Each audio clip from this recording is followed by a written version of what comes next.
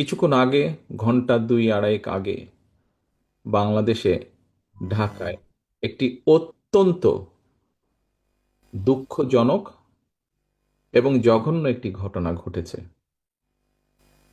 ইনকালাব মঞ্চের নেতা জনাব ওসমান হাদি, তাকে গুলি করা হয়েছে,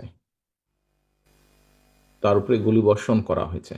আমরা কিছুদিন আগে দেখেছি চট্টগ্রামে একইভাবে আমাদের আরেক প্রার্থীকে গুলি করা হয়েছিল। প্রিয় ভাই বোনেরা, প্রথমেই আমি এই ঘটনার জন্য তীব্র ঘৃণা এবং প্রতিবাদ জানাচ্ছি। আমাদের উচিত হবে সারা বাংলাদেশে গণতন্ত্রের পক্ষে যত মানুষ আছে প্রত্যেকটি মানুষের উচিত হবে এই ঘটনার তীব্র প্রতিবাদ এবং ঘৃণা জানানোর। আসো, আমাদের আজকের এই অনুষ্ঠান থেকে আমরা এই ঘটনার প্রতি তীব্র ঘৃণা এবং প্রতিবাদ জানাই এবং একই সাথে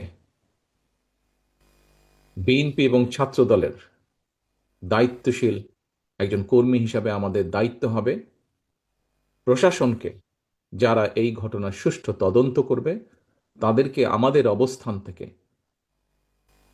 সহযোগিতা করার কোনো স্কোপ সুযোগ যদি থাকে, আমরা আমাদের সর্বোচ্চ সহযোগিতা করব, যাতে করে তারা প্রকৃত যে দোষী ব্যক্তি তাদেরকে খুঁজে বের করে দেশের আইন অনুযায়ী তাদেরকে শাস্তি প্রদান করতে পারে। প্রিয় ভাই বোনেরা, দেশ একটা অত্যন্ত সংকটের ভিতর দিয়ে যাচ্ছে। আমরা দেখেছি গত এক বছরে বিভিন্ন সময় বিভিন্ন ব্যক্তি, বিভিন্ন সংগঠনের সদস্যরা হুমকি দিয়েছে প্রকাশ্যে যে প্রত্যাশিত নির্বাচন আগামী ফেব্রুয়ারি মাসে, সে নির্বাচনকে তারা হতে দেবে না, বাধাগ্রস্ত করবে। প্রকাশ্যে হুমকি দিয়েছে একটি দল, গোষ্ঠী বা কিছু ব্যক্তি এই দেশকে, দেশের মানুষের শান্তি, স্থিতিশীলতা বিনষ্টের জন্য উঠে পড়ে লেগেছে। এবং এই কারণেই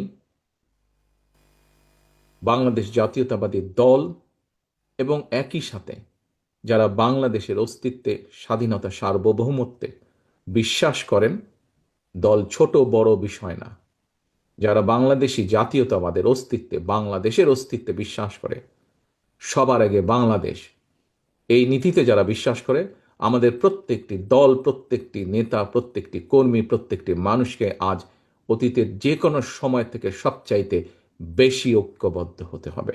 কারণ যারা এই দেশের স্বাধীনতাকে ধ্বংস করতে চায়, এই দেশের সার্বভৌমত্বকে ধ্বংস করে এই দেশের স্থিতিশীলতাকে ধ্বংস করতে চায়, তারা তাদের ষড়যন্ত্র যে শুরু করে দিয়েছে, আজকে ওসমান হাদির ঘটনা দিয়ে তা প্রমাণিত হয়। আমরা বিভ্রান্তি ছড়ানো থেকে প্রত্যেককে বিরত থাকতে হবে। কেউ যাতে কোনো বিভ্রান্তি ছড়ানোর সুযোগ না পায়, সেই ব্যাপারে আমাদেরকে সচেতন থাকতে হবে। এবং একই সাথে তদন্তের স্বার্থে যারা তদন্ত করবে, সত্যিকার অপরাধীকে যারা ধরবে, আমাদের অবস্থান থেকে যতটুকু সম্ভব আমরা সর্বোচ্চ সহযোগিতা করব। আজকের অনুষ্ঠানে আমার বক্তব্যের প্রথম অংশ এটি। আমাদেরকে প্রতিবাদ গড়ে তুলতে হবে এবং যে কোনো মূল্যে অন্যায়ের বিরুদ্ধে প্রতিবাদ গড়ে তুলতে হবে, যে কোনো অন্যায়ের বিরুদ্ধে এবং যে কোনো মূল্যে এই দেশের মানুষ যাতে করে তাদের হারানো গণতান্ত্রিক অধিকার ফিরে পেতে পারে, তার জন্য আমাদেরকে সদা সর্বদা সচেষ্ট এবং সতর্ক থাকতে হবে।